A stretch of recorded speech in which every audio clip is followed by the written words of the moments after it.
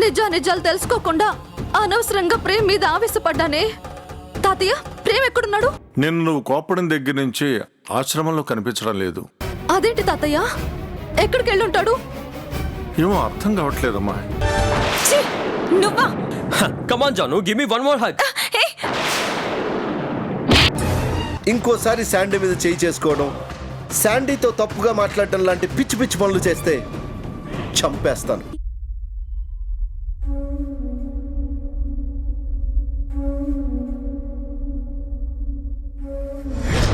ఎవరూ లేనివాడు, దిక్కు లేనివాడి అని చేరదీసి ఆశ్రమంలో చోటిచ్చాను.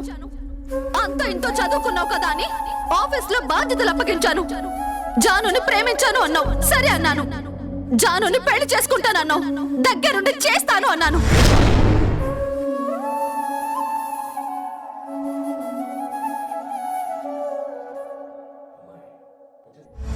మీరిద్దరూ ఎంతో ఇష్టంగా ప్రేమించుకున్నారు. మీరిద్దరూ పెళ్లి చేసుకుంటే సంతోషంగా ఉంటారు అనుకున్నాను. అందుకే వాళ్ళ నాన్నకి మాటిచ్చి జానుని తీసుకొచ్చి నా దగ్గర పెట్టుకున్నాను. కానీ ఈ రోజు నువ్వేం చేశావు? కేవలం నీ వల్లే ఈ రోజు నేను తలదించుకోవాల్సి వచ్చింది.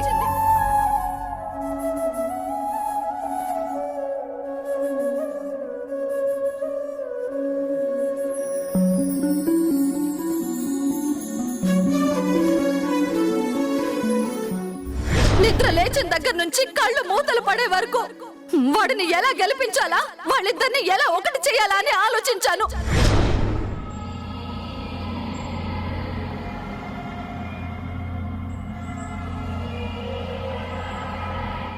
జీవితంలో ఎదగడం తెలియక, అవకాశాలు ఉపయోగించుకోవడం చేతకాక అడ్డదారులు తొక్కి అమ్మాయిని దక్కించుకోవాలని చూస్తాడా?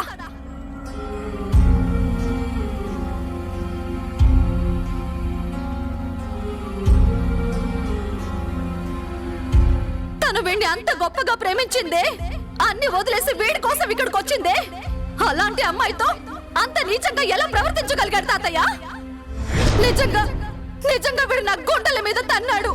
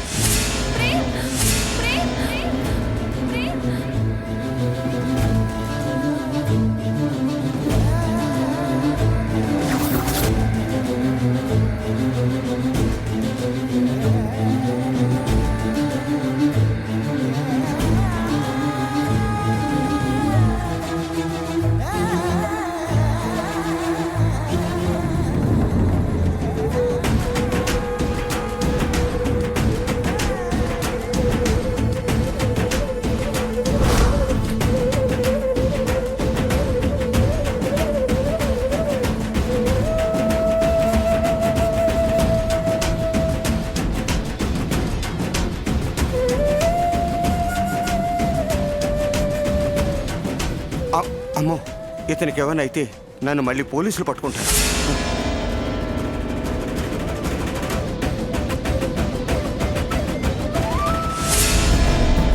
అమ్మా జాను, ఏమైందమ్మా? ఏమైందే? మాట్లాడు. నిన్నేనమ్మా అడిగేది. ఏమైంది? బామ్మ, ప్రేమ్కి ఏదో అయ్యింది బామ్మ.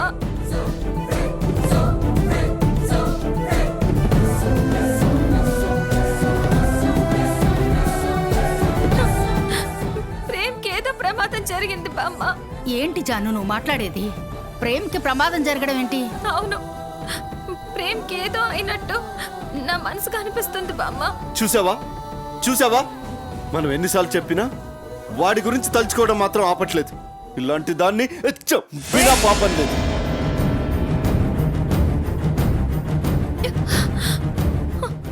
చంపండి నాన్న, చంపండి. నన్ను చంపినా నాకే బాధ లేదు. కానీ ప్రేమ్ని మాత్రం మర్చిపోమని అనద్దు.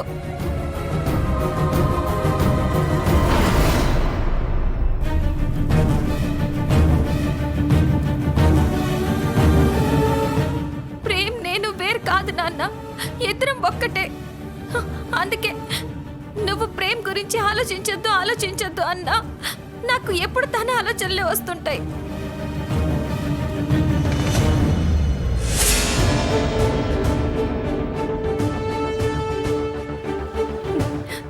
మీరు అవునన్నా కాదన్నా ప్రేమ లేకుండా నేను బతకలేను నాన్న. ఇది ఇది దీని ఆలోచన, దీని స్థాయి, దీని తిక్క, దీని పిచ్చి, దీని బతుకు.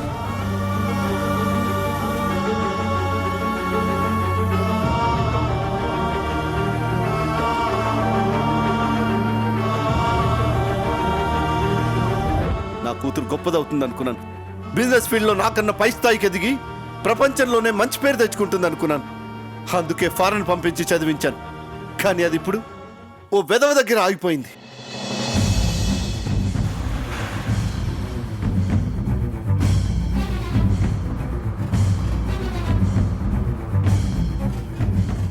నాకిప్పుడు అనిపిస్తుంది, ఎందుకు నా కూతురు మీద ఆశలు పెంచుకున్నాను, ఎందుకు నా కూతురు మీద అంత ప్రేమ పెంచుకున్నాను, అసలు ఎందుకు నా కూతుర్ని కన్నానా అనిపిస్తుంది.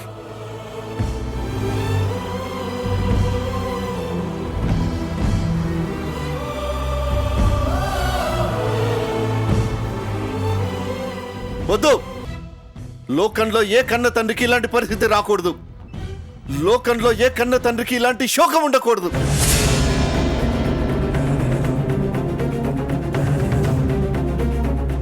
నీకు నాకన్నా వాడే ఎక్కువయ్యాడు కదా. జన్మనిచ్చిన తండ్రి కంటే వాడు చూపించే ప్రేమ ఎక్కువైంది కదా. ఇదే కంటిన్యూ చేస్తే వాడి ప్రేమని శాశ్వతంగా దూరం చేస్తాను. డాడీ ఇందాక అన్నావు కదా ప్రేమ లేకుండా బ్రతకలేనని.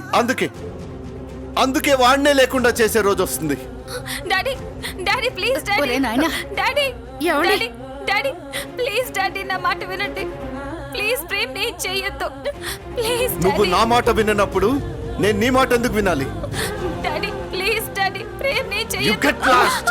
అయ్యో ఒరే డాడీ నా మా- మమ్మీ చెప్పు మమ్మీ డాడీకి ప్రేమ్ ని చెయ్యొద్దని చెప్పు అలాగే బామ్మ. అమ్మా, ఊరుకో.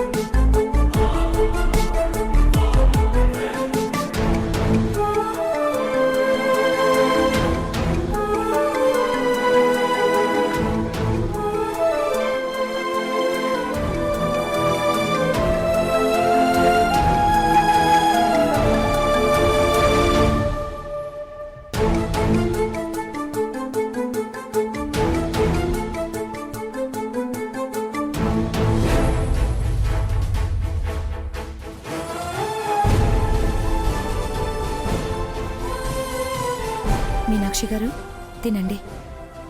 వద్దని చెప్తున్నాను కదా గౌతమి. మళ్ళీ అదే మాట అంటారేంటి మీనాక్షి గారు? అత్తయ్య మీకు ఇవన్నీ ఇష్టమని చెప్తే నేనే స్వయంగా చేసి తీసుకొచ్చాను. కొంచెమైనా తినండి. గౌతమి ప్లీజ్. అక్కడ ప్రేమ్ జానులు ఏమైపోయారో ఎలాంటి పరిస్థితుల్లో ఉన్నారో వాళ్ళు తిన్నారో లేదో తెలియకుండా నేను ఎలా తినగలను?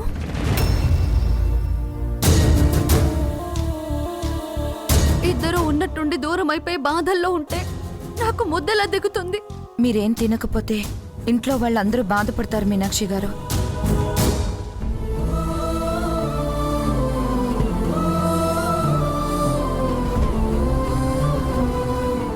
అత్తయ్య, బలరాం, చిన్నమావయ్య, చిన్నత్త, మా నాన్న అందరూ కలిసి మీకు దగ్గరుండి వడ్డించమన్నారు. మీ ఒక్కదాని కోసమే కాదు, మీ కడుపులో ఉన్న బిడ్డ కోసం.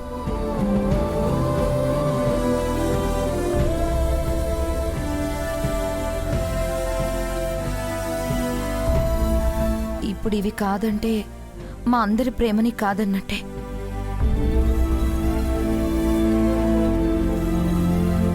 అమ్మ మీనాక్షి, ప్రేమ్ జాన్లకు ఏమి కాదులే అమ్మా. వాళ్ళు ఎక్కడున్నా క్షేమంగా ఉంటారు. వాళ్ళ గురించి నువ్వు బాధపడుతూ ఇలా ఆకలితో ఉన్నావని తెలిస్తే వాళ్ళు ఇంకా ఫీల్ అవుతారమ్మా. కొంచెం తిను. నీకోసం ప్రత్యేకించి క్యారియర్ తీసుకొచ్చింది గౌతమి. తినమ్మా. తినండి మీనాక్షి గారు. తినమ్మా.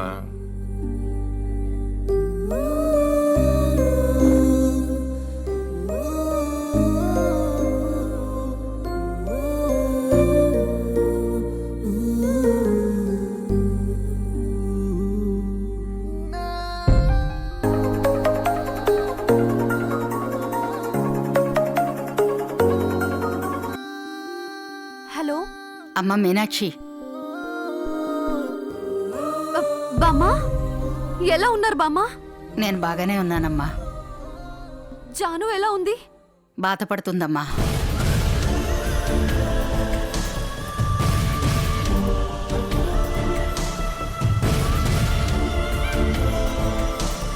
దాని పరిస్థితి చూస్తుంటే ఏమైపోతుందో అని భయంగా ఉంది.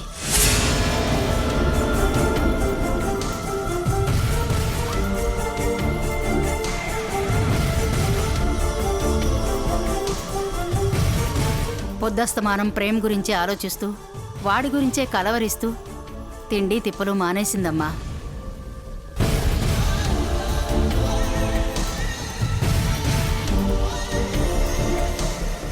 ప్రేమ్ కావాలి, ప్రేమ్ను చూడాలి అని ఒకటే ఏడుస్తూ కూర్చుంది. నేనెంత బ్రతిమలాడినా పచ్చి మంచినీళ్ళు కూడా ముట్టుకోవడం లేదు.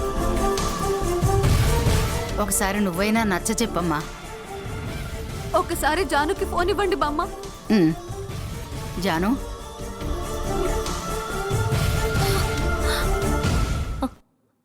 అక్క. జాను, ఎందుకు ఏడుస్తున్నావు జాను? నాకు మిగిలింది ఇదొక్కటే కదక్క.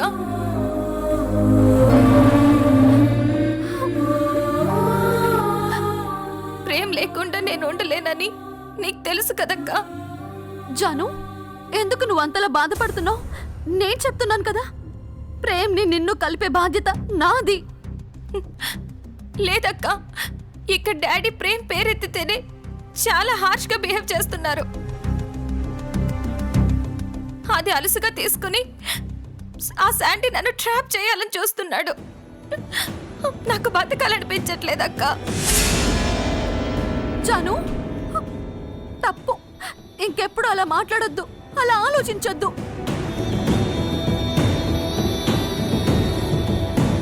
ప్రేమ్తో కలిసి నువ్వు ఎక్స్పీరియన్స్ చేయాల్సిన లైఫ్ ఎంతో ఉంటే బతకాలనిపించట్లేదు అంటావేంటి?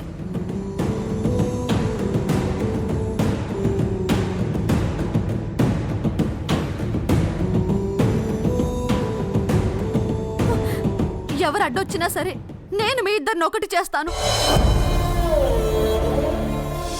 మీ ఇద్దరికి పెళ్లి చేసి మిమ్మల్ని సంతోషంగా చూసే వరకు నేనెవరిని లెక్క చేయను జాను. నా మాట నమ్ము. నువ్వు భయపడుతూ బాధపడుతూ ఆకలితో పస్తులు ఉండాల్సిన అవసరం లేదు. కడుపు నిండా బోన్ చేస్తూ హ్యాపీగా ఉండు. అప్పుడే ప్రేమ్ కూడా హ్యాపీగా ఉంటాడు. అక్క, ఒక్కసారి ప్రేమ్తో మాట్లాడాలని ఉందక్క.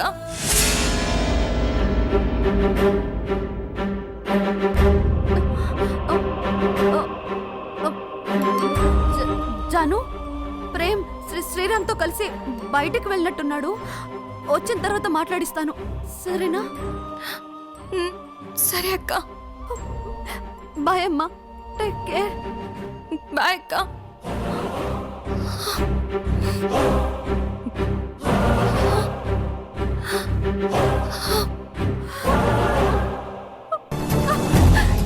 చెప్పాను కదా గౌతమి, వాళ్ళు తిండి తిప్పలు మానేసి కూర్చుంటారని. ఇప్పుడు అదే పరిస్థితుల్లో ఉన్నారు.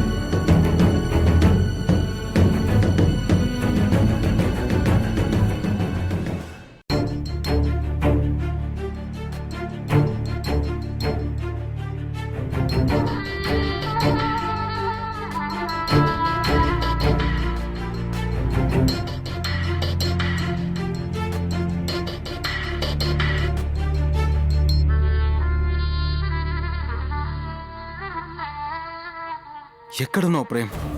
మీనాక్షి మేడం నీకోసం టెన్షన్ పడుతోంది.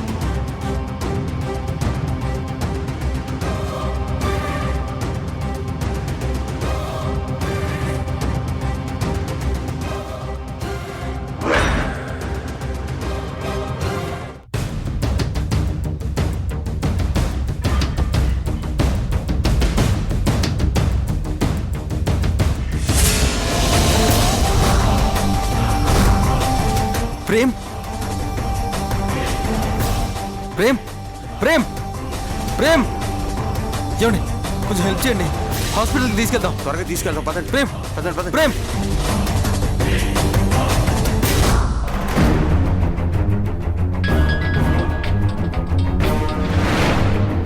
చెప్పండి అగర్వాల్ గారు.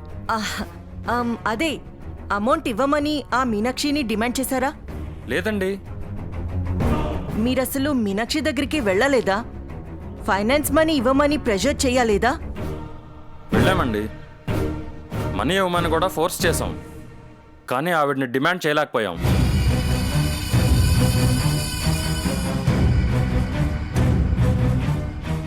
కానీ ఆవిడ కొంత టైం వెయిట్ చేయండి, ఇస్తామన్నారు. నా దగ్గర నుండి వెళ్ళేటప్పుడు ఏదో సాధిస్తాం తెచ్చిస్తామని బిల్డప్గా వెళ్ళారు. మిమ్మల్ని సేవ్ చేసే ఐడియా చెప్తే మీరు అంత సింపుల్గా తీసుకుంటున్నారేంటి? మీకు ఒక బంపర్ ఆఫర్ ఇచ్చాను. మీరు కంపెనీని హ్యాండ్ ఓవర్ చేస్తే మీకు డబుల్ అమౌంట్ ఇస్తానని చెప్పాను కదా. మధ్యలో ఎందుకు కాంప్రమైజ్ అవుతున్నారు? మీరంతా బంపర్ ఆఫర్ ఇచ్చినా మీనాక్షి గారిని మేము ఫోర్స్ చేయలేమండి. ఆవిడ మాకు పర్సనల్గా చాలా హెల్ప్ చేశారు. అయితే మీకు అమౌంట్ అవసరం లేదా? హా? ఇస్తామన్నారు, ఇస్తే తీసుకుంటాం, లేదంటే వెయిట్ చేస్తాం. అంతేగాని మీనాక్షి గారిని మేము ఫోర్స్ చేయలేము. ఆ, ఆ.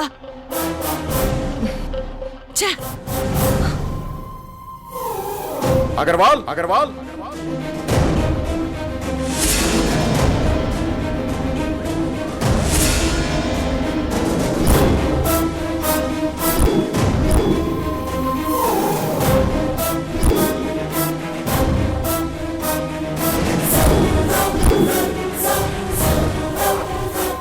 ఏంటి అగర్వాల్, జైల్లో ఉండాల్సిన వాడు ఇంటికి ఎలా వచ్చాడని షాక్ అవుతున్నావా? నువ్వు పట్టించుకోకపోతే నాకు బయటికి ఎలా రావాలో తెలియదనుకున్నావా? అదేం కాదు, కొంచెం టెన్షన్స్ వల్ల పట్టించుకోలేదు అంతే. Please SIT, please. నేను నీ మర్యాదల కోసం రాలేదు, డబ్బుల కోసం వచ్చాను. ఏం డబ్బులు? కన్స్ట్రక్షన్స్ కి ఫైనాన్స్ తీసుకున్నావు, ఆ పైసలు. ఆ అమౌంట్ నా పేరు మీద తీసుకున్నావు, కానీ మనీ మొత్తం నీ అకౌంట్లోకి వెళ్ళింది. మొత్తం అమౌంట్ రిటర్న్ చేయమని వాళ్ళు నాకు 6 months టైం ఇచ్చారు. నువ్వు ఆ అమౌంట్ ఇస్తే నేను వాళ్ళకి ఇచ్చేస్తాను. నేను అమౌంట్ ఎందుకు ఇవ్వాలి? ఆ ఫైనాన్స్ అమౌంట్తో పాటు 50% నా పర్సనల్ మనీ కూడా ఇన్వెస్ట్ చేశా. మరి ఆ మనీ ఎవరు ఇస్తారు? నీ పర్సనల్ అమౌంట్తో నాకేంటి సంబంధం? ప్రాజెక్ట్ నీది, పైసలు నీవి. మధ్యలో నష్టం నా మీద వేస్తున్నావు ఎందుకు? ఆ ఫైనాన్స్ పైసలు కూడా నువ్వే ఇవ్వాలి. ప్రాజెక్ట్ ప్రాఫిట్లో నీకు షేర్ ఉంది కదా. ప్రాజెక్ట్ కంప్లీట్ అయితే మేడం మేడం అంటూ మనీ తీసుకునేవాడివి కదా. అప్పుడు మాత్రం నీ పైసలు నీ ప్రాజెక్ట్ నాకు ఎందుకు అని అంటావా?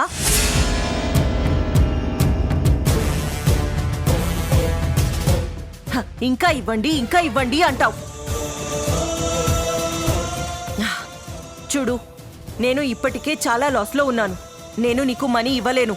ఈ మాయ మాటలు చెప్పొద్దు. నీకోసం నా లైఫ్నే రిస్క్లో పెట్టాను. మనీ ఇస్తే సరే సరే, నేనుగా వసూలు చేసుకోవాల్సి వస్తే పద్ధతి వేరేగా ఉంటుంది. ఏమి చేస్తావు? ఆ కన్స్ట్రక్షన్ నాది కాదు, నేను బినామీ మాత్రమే.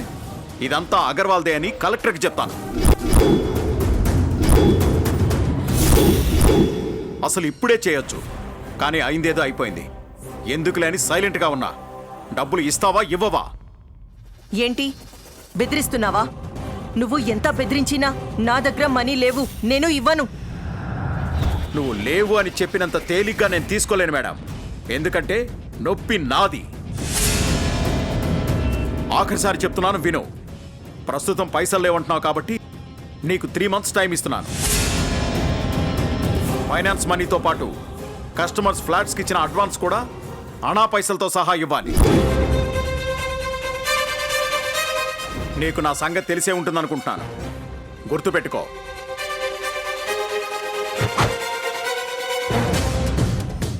ఏంటి మేడం, వీడు ఇలా రివర్స్ అయ్యాడు? ఇప్పుడు మన పరిస్థితి ఏంటి? అదే మూర్తి, నాకు అర్థం కావడం లేదు. వీడి దగ్గర తీసుకున్న మనీ ఆ టెక్స్టైల్ టెండర్కి పెట్టాం, అదే లాస్ అయ్యాం. ఛే!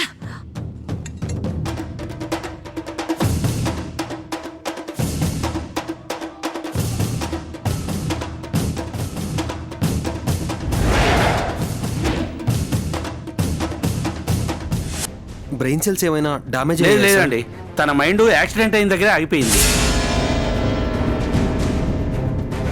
ఇప్పుడు అతను మనల్ని చూడగలుగుతున్నా మన మాటలకు స్పందించలేడు.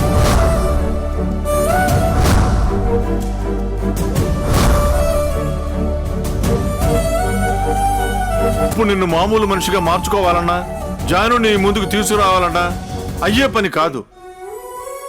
వాళ్ళ నాన్న నొప్పించి ఆ అమ్మాయిని తీసుకురావటం కుదిరే పని కాదు.